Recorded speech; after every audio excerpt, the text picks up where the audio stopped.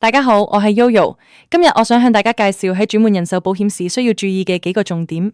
人壽保險同一般保險唔同，通常涉及較長嘅保障期限。如果投保人喺中途選擇退保，尤其係喺保單生效數年之後，可能會獲得嘅退保金額會低於已經保費嘅總額。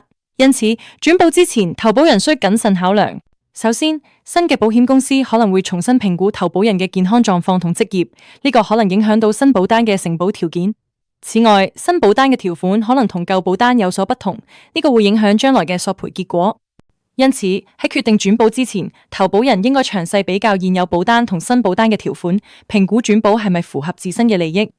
同時，建議投保人諮詢保險經紀，獲取專業意見，確保喺轉保過程中注意填寫客戶保障聲明書，並確認保險中介已經詳細解釋轉保可能帶嚟嘅風險同潛在損失。轉保之前，請務必三思而後行。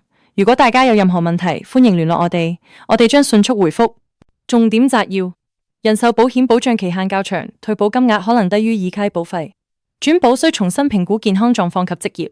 新保單條款可能影響未來索賠，需詳細比較現有保單同新保單嘅條款。轉保前思考清楚，有問題可隨時聯絡我哋。